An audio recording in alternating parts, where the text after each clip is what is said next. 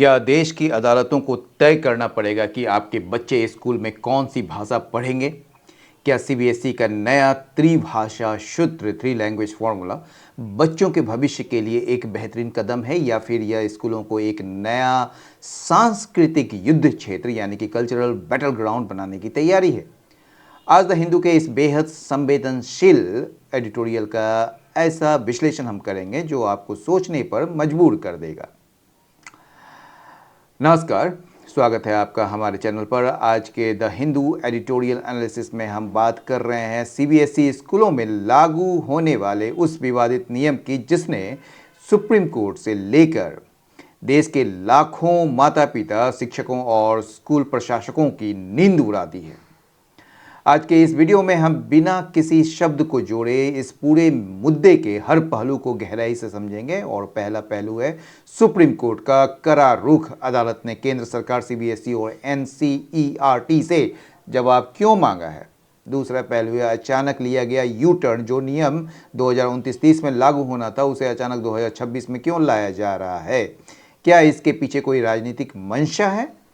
तीसरा है याचिकाकर्ताओं के बड़े कानूनी तर्क। क्या भाषा थोपना हमारे संवैधानिक अधिकारों और खुद एनईपी नेशनल एजुकेशन पॉलिसी 2020 के वादों के खिलाफ है। और जो अंतिम जो एक पहलू है वह है ज़मीनी हकीकत। स्कूलों में जो ट्रेंड टीचर्स की भारी कमी और किताबों की अनुपलब्धता एक पर जो है वो एडमिनिस्ट्रेटर्स जो हैं वहाँ यानी कि स्कूल को चलाने वाले ने क्या चेतावनी दी है। यह विश्लेषण यूपीएससी, एनईटी, एसएससी, बैंकिंग और सभी एकेडमिक एग्जाम्स के लिए इंडियन पॉलिटी और गवर्नेंस के नज़रिए से बेहद ज़रूरी है। तो बिना एक भी सेकेंड स्किप किए वीडियो के अंत तक बने रहिए। चलिए शुरू करते हैं आज का डीप एनालिसिस। और इसका शीर्षक जैसा कि आप देख पा रहे हैं लैंग्वेज डेकोरम है। लेकिन उससे पहले जो है हम लोग वर्ड्स को देख लेते हैं। डेकोरम का जो मतलब होता है वो होता है मर्यादा या शालीनता या शिष्टाचार। इसको एटिकेट भी कहते हैं, इसको प्रॉपर या एप्रोप्रिएट बिहेवियर भी कहते हैं, डिग्निटी और प्रॉपराइटी। एंड हो जाएगा इंडिसेंसी, इम्प्रॉपराइटी या रूडनेस। लॉजिस्टिकल का मतलब होता है तार्किक या व्यवस्था संबंधित या व्यवहारिक। ऑपरेशनल, टैक्टिकल या फिर ऑर्गेनाइजेशनल इसका एंड हो जाएगा। कॉन्सेप्चुअल, थ्योरेटिकल या फिर एब्स्ट्रैक्ट। मैंडेटिंग का मतलब कोई चीज़ को अनिवार्य करना या आदेश देना। कंपेलिंग, डिक्टेटिंग या फिर इंजॉइनिंग या फिर इसका जो एंटो हो जाएगा फॉरबिडिंग, परमिटिंग या फिर आउटलॉइंग। मीगर यानी कि मामूली, अल्प या छोटा सा कह सकते हैं। स्कैंटी, पॉल्ट्री या फिर इनएडिक्वेट एंड हो जाएगा एबंडेंट, एम्पल या प्लेंटीफुल। कैमोफ्लाज का मतलब छिपाना, ठीक है। डिस्गाइज, कंसील या फिर मास्क एंड हो जाएगा रिवील, एक्सपोज या अनकवर। हार्डशिप का जो मतलब होता है कठिनाई, मुसीबत, कष्ट, एडवर्सिटी, सफरिंग, डिस्ट्रेस एंड हो जाएगा प्रॉस्पेरिटी, कंफर्ट या फिर ईज। अनलिस्ट का मतलब कोई चीज़ को थोपना या उसको जो है ना उस पर ढा देना कह सकते हैं। रिलीज्ड, वेंटिंग या ट्रिगर्ड, ये मुक्त करना नहीं कहिए, यहाँ पर गलत है। इसका एंटो हो जाएगा रिस्ट्रेंट। ये रिलीज का उस सेंस में नहीं होता है। ये रिलीज जैसे कि आप पर कोई दबाव डाला जा रहा है तो उस सेंस में होता है।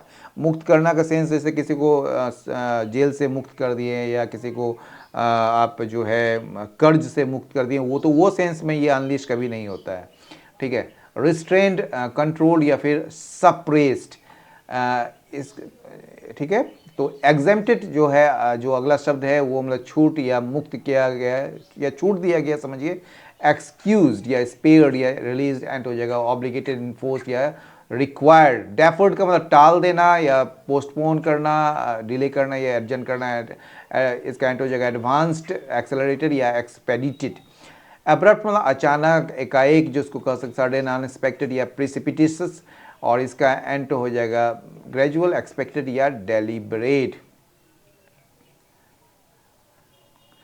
टर्न अबाउट का जो मतलब होता है उलट फेर, मतलब तुरंत परिवर्तन, जिसको यू टर्न, रिवर्सल या वोल्ट फेस। एंड हो जाएगा कंटिन्यूटी, स्टेबिलिटी या फिर परसिस्टेंट। स्वीपिंग मतलब व्यापक, मतलब क्या कहेंगे आप उसको वाइड रेंजिंग कह सकते हैं। एंड नैरो या लिमिटेड। और इसका और भी शब्द है जैसे आपको कॉम्प्रिहेंसिव जो व्यापक के रूप में, एक्सटेंसिव एंड हो जाएगा रेस्ट्रिक्टिव, रेस्ट्रिक्टेड। स्टेच्यूट, स्टैट्यूट का जो मतलब होता है वो होता है written law passed by a legislative body, जैसे पार्लियामेंट के द्वारा। तो लॉ, एक्ट या डिक्री, एंड हो जाएगा कस्टम, ट्रेट या एग्जीक्यूटिव ऑर्डर। अलार्म मतलब संकेत, डर होना, चिंतित होना, भयभीत होना, वरीड, फ्राइटेंड या फिर एंग्जियस। एंड हो जाएगा काम, अनकंसर्न या रीएश्योर्ड। फ्लैग का मतलब चिन्हित करना, इशारा करना, ठीक है। हाईलाइटेड, इंडिकेटेड या फिर सिग्नल्ड। एंड हो जाएगा इग्नोर्ड, ओवरलुक्ड या नेग्लेक्टेड। रिजर्वायर का मतलब होता है जलाशय, लेकिन इसका एक और मतलब होता है केंद्र भी होता है, ठीक है ना। स्टोर, फंड या रिपोजिटरी। एंड हो जाएगा ड्रेन, एम्प्टी स्पेस या फिर डिप्लीशन, ठीक है। इडियम फ्रेजेस देख लेते हैं। कल्चरल बैटल ग्राउंड या कल्चरल बैटल जो होता है, यानी कि एक ऐसा जगह, मतलब ऐसा मैदान या जगह जो भी कहें जिसमें वैचारिक रूप से मतलब कि आप लड़ते हैं, या सांस्कृतिक लड़ाई का मैदान भी कह सकते हैं। Forcing a specific language policy, ठीक है ना, एक खास स्पेसिफिक जो लैंग्वेज पॉलिसी को फोर्स करना, जबरन थोपना।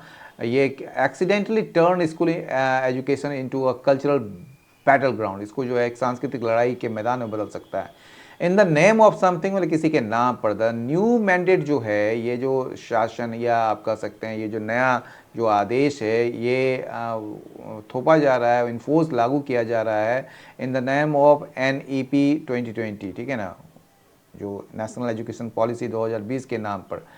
करेक्ट, कोर्स करेक्ट मतलब किसी चीज़ को ठीक करना, सुधारना। Government should course correct before facing further legal challenges in the court, यानी कि कोर्ट में और ज़्यादा मतलब कि कानूनी चुनौती का सामना करने से पहले गवर्नमेंट को अपने जो नीति पर सुधार करना चाहिए। टेकअप का मतलब होता है किसी मामले को हाथ में लेना। The Supreme Court will hear arguments when it takes up the case again in July, यानी कि सुप्रीम कोर्ट जो है वो दलील सुनेंगे जब ये इस मामले को फिर से अपने हाथों में लेंगे या सुनवाई शुरू करेंगे।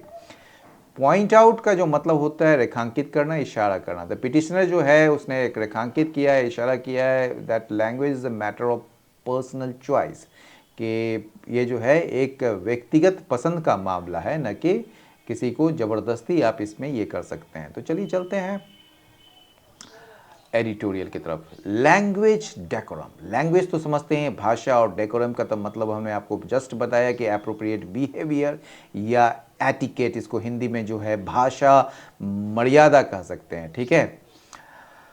चलिए, school education should not be the site of a cultural battle. ये जो है ना स्कूल एजुकेशन, यानी कि यहाँ कहा जा रहा है कि स्कूल में जो बच्चों को शिक्षा दी जाती है ना, उसे सांस्कृतिक या राजनीतिक लड़ाई का अखाड़ा नहीं बनाया जाना चाहिए, ठीक है। स्कूल पढ़ाई और विकास के लिए होते हैं, ना कि इस बात की जंग के लिए कि कौन सी संस्कृति या भाषा श्रेष्ठ है। तो इसका जो है ना कल्चरल बैटल के रूप में नहीं होना चाहिए इसका स्कूल एजुकेशन। ये एक साइट का मतलब एक स्थल, एक जगह नहीं होना चाहिए कल्चरल बैटल का, ठीक है। The Supreme Court of India has issued notices to the Union Government, the CBSE and the NCERT. Supreme court ने जो है क्या किया है, जारी किया है नोटिस जारी किया है यूनियन गवर्नमेंट को, CBSE को, NCERT।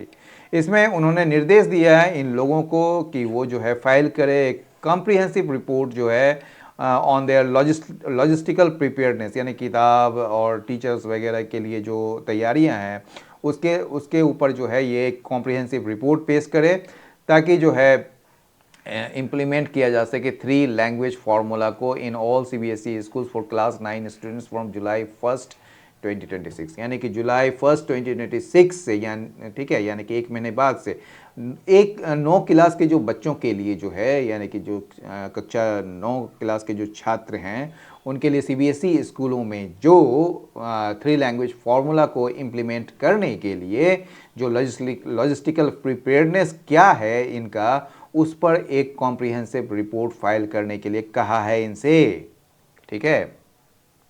आगे बढ़ते हैं। ऑन May 27, अब क्या कहा जा रहा है, जो बीत गया 27 मई को क्या किया, जब ये पिटिशनर्स को सुन रहे थे, जिसमें पिटिशनर ने चैलेंज किया था CBSE के कदम को, कोर्ट ने डिक्लाइन कर दिया, इनकार कर दिया to grant an immediate stay, मतलब कि एक तत्काल रोक लगाने से इन्होंने जो है ये मतलब कि इनकार कर दिया। ऑन द पॉलिसी, इस पॉलिसी पर, बट लेकिन इसने स्वीकार किया, सुप्रीम कोर्ट ने इस बात को स्वीकार किया, हालांकि इसने स्टे करने से मतलब इनकार कर दिया, लेकिन इस बात को स्वीकार किया कि जो चिंताएं हैं हार्डशिप्स को लेकर, यानी कि क्या कहते हैं, जो परेशानी है, जो कष्ट है और जो इनकन्वीनियंस है उसको लेकर, उसमें जो है किस चीज़ की ज़रूरत है, समीक्षा की ज़रूरत है, वारंटेड रिव्यू, ठीक है।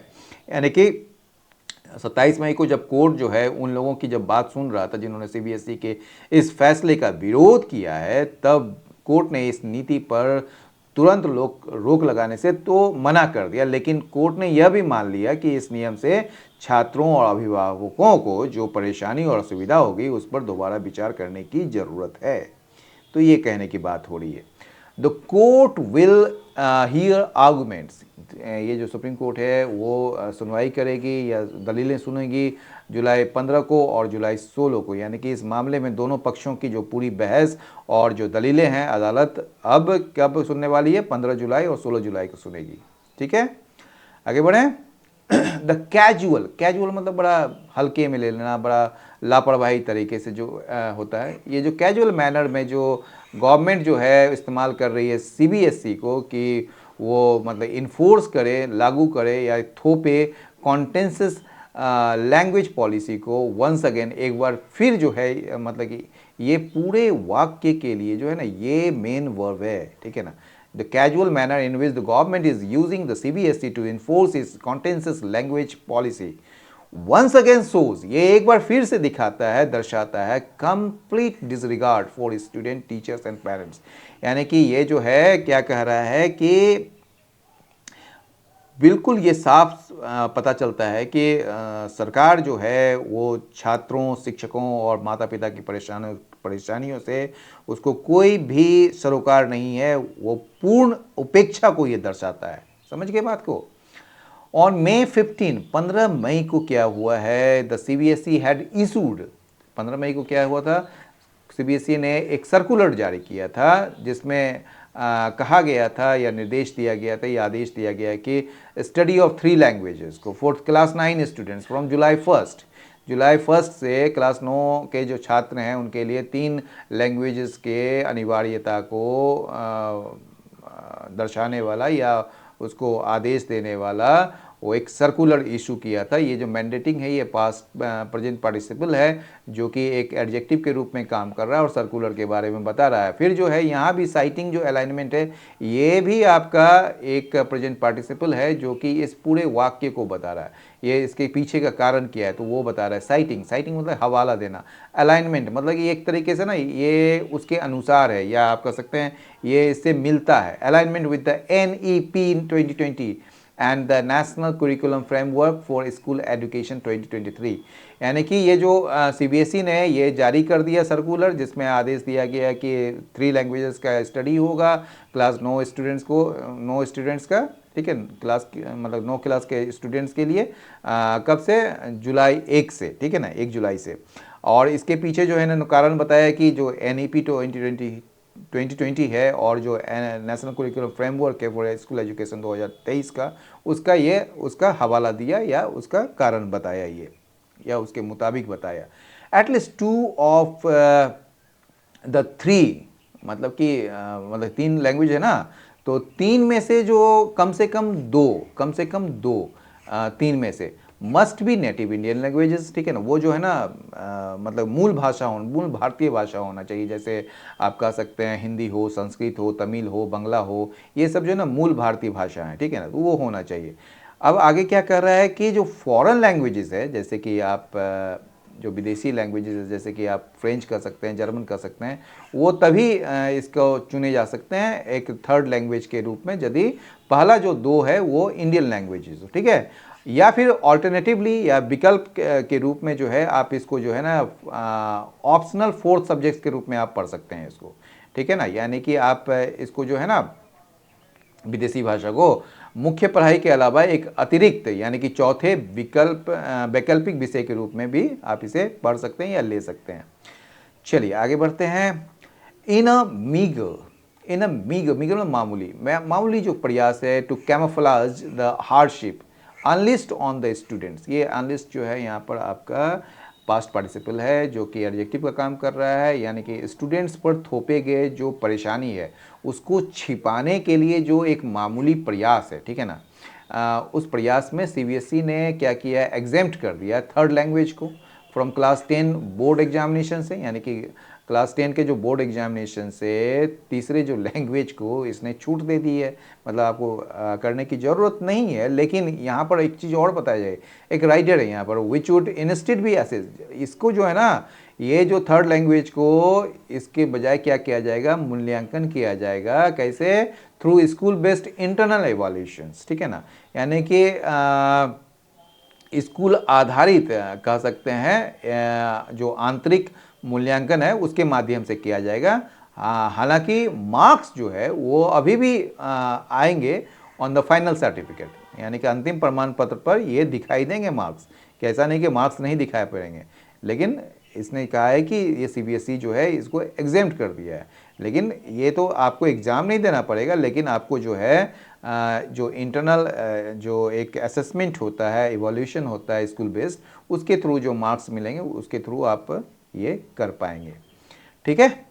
बेयरली वीक्स अर्लियर, मतलब कुछ ही सप्ताह आप कह सकते हैं, कुछ ही सप्ताह पहले, मात्र कुछ ही सप्ताह पहले सीबीएसई ने कहा था that the third language requirement जो है वो वुड बी डेफर्ड, उसको टाल दिया गया है या टाल दिया जाएगा until 2029-30 academic year.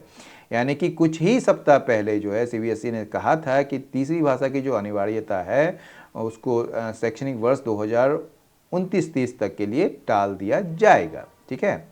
The abrupt turn out, लेकिन ये जो टर्न आउट हुआ है, एक जो कह सकते हैं आप उलटफेर हुआ है या जो यू टर्न लिया है, ठीक है ना, अपनी बातों से कि 2029-30 के बजाय आप ही 1 जुलाई 2026 से जो आप यूज़ कर, मतलब कि इसका करने जा रहे हैं, तो ये एब्रप्ट टर्न आउट है, जो उलटफेर है, ये केवल बताया जा सकता है, can only be explained as a political decision, कि ये जो है इसके पीछे एक पॉलिटिकल डिसीजन होगा, यानी कि इसके पीछे जो है राजनीतिक दबाव या राजनीतिक कारण हो सकते हैं, इसको ऐसा एक्सप्लेन किया जा सकता है।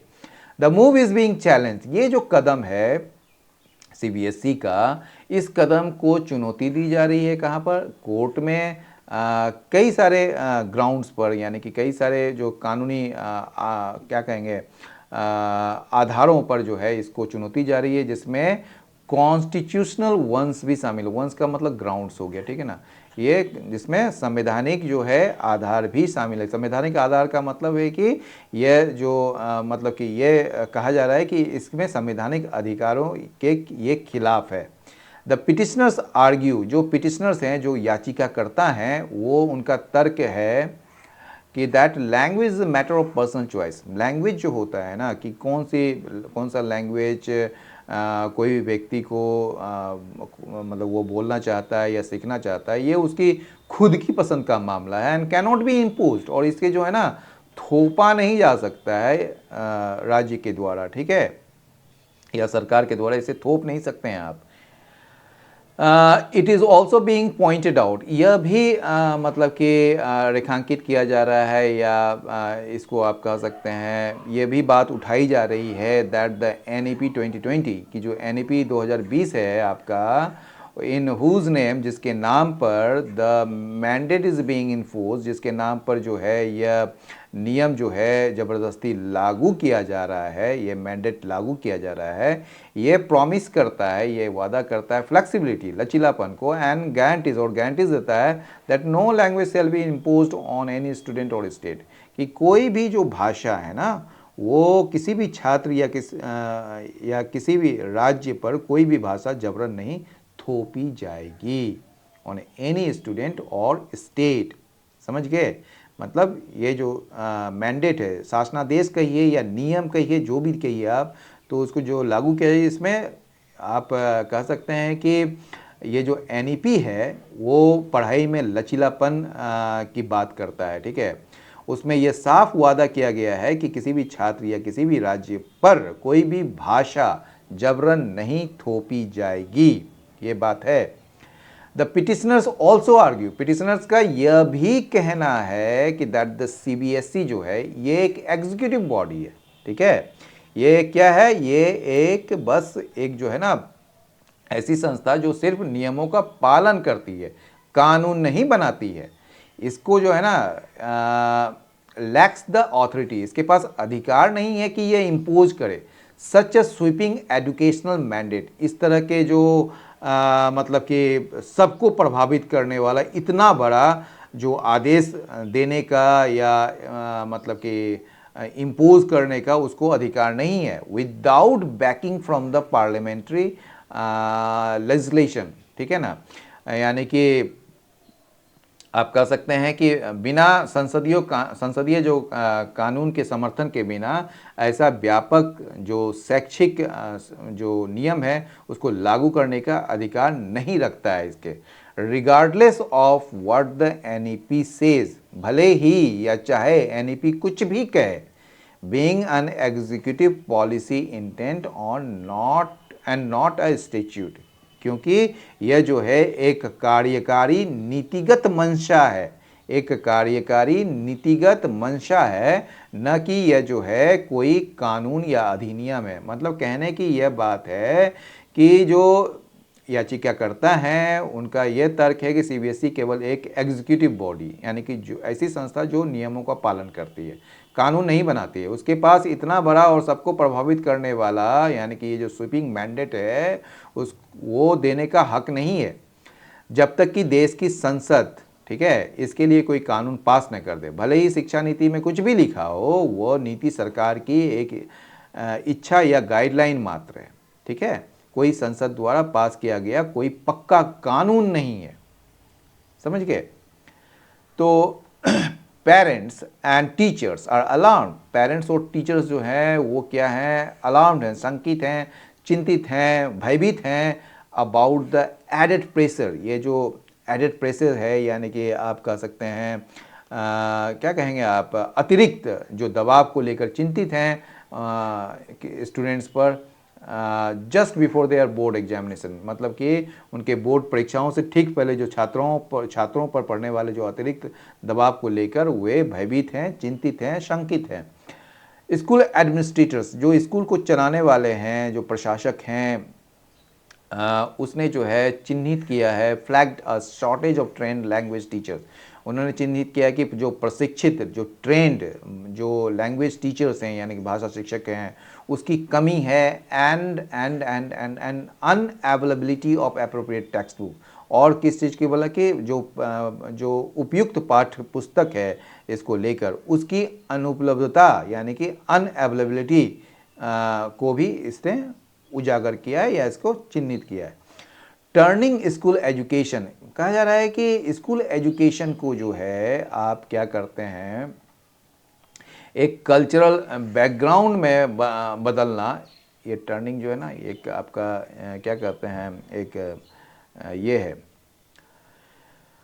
जीरंड है, ठीक है ना। तो ये जो स्कूल एजुकेशन को एक सांस्कृतिक युद्ध क्षेत्र में, ठीक है, बदलना जो है is not helping India's ambition, ये इंडिया के एम्बिशन को हेल्प नहीं कर रहा है कि वो एक ग्लोबल रिजर्वॉयर बने, एक वैश्विक केंद्र बने ऑफ एडवांस ह्यूमन रिसोर्सेज का, ठीक है, कुशल युवाओं का सबसे बड़ा केंद्र जो है ये बनना चाहती है, उसमें वो मदद नहीं करेगी, ठीक है ना।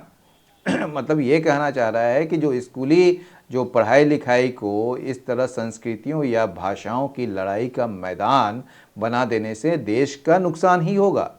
भारत दुनिया भर में उच्च स्तर के टैलेंटेड और कुशल युवाओं का सबसे बड़ा केंद्र बनना चाहता है, लेकिन ऐसी नीतियों से भारत का ये सपना पूरा होने में कोई मदद नहीं मिलेगी, समझ गए।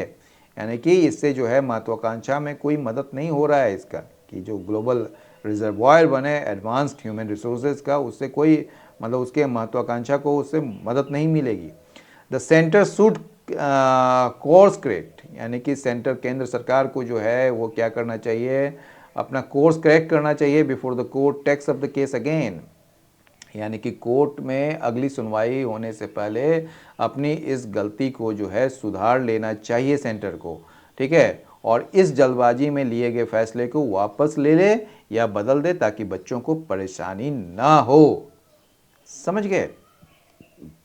आइए, तो आज के एडिटोरियल से यह तो साफ है कि शिक्षा जैसे संवेदनशील विषय को राजनीतिक या सांस्कृतिक अखाड़ा बनने से नुकसान सिर्फ और सिर्फ हमारे छात्रों का होता है। बिना बुनियादी तैयारी, बिना पर्याप्त शिक्षकों और बिना किताबों के ऐसी नीतियों को जल्दबाजी में लागू करना प्रशासनिक रूप से कितना सही है, यह तो आने वाले 15 और 16 जुलाई को सुप्रीम कोर्ट में होने वाली सुनवाई से और साफ हो जाएगा। अब आपकी क्या राय है? क्या आपको लगता है कि कक्षा 9 के छात्रों पर इस तरह 3 भाषाओं का दबाव बनाना सही है, या फिर आपको लगता है कि भारतीय भाषाओं को बढ़ावा देने के लिए यह कदम उठाना जरूरी था? अपनी राय नीचे कमेंट बॉक्स में जरूर साझा करें। मैं आपके कमेंट्स का इंतजार करूंगा। यूपीएससी और अन्य प्रतियोगी परीक्षाओं की तैयारी कर रहे छात्र, आज के इस टॉपिक से भारतीय शिक्षा नीति और प्रशासनिक चुनौतियों पर एक संक्षिप्त नोट जरूर तैयार कर लें। अगर आज का यह लाइन बाय लाइन ग्रामर और वोकेबलरी और पॉलिटी का विश्लेषण आपको पसंद आया हो तो वीडियो को लाइक करना बिल्कुल ना भूलें। अपने साथी एक्सपीरियंस के साथ इसे शेयर करें, और अगर आप चैनल पर नए हैं तो बेहतरीन और सटीक एनालिसिस के लिए चैनल को अभी सब्सक्राइब करें और बेल आइकन दबा दें। कल सुबह ठीक इसी समय द हिंदू के एक और महत्वपूर्ण एडिटोरियल के संपूर्ण विश्लेषण के साथ आपसे मुलाकात होगी। तब तक के लिए पढ़ते रहिए, सीखते रहिए और आगे बढ़ते रहिए। धन्यवाद। जय हिंद।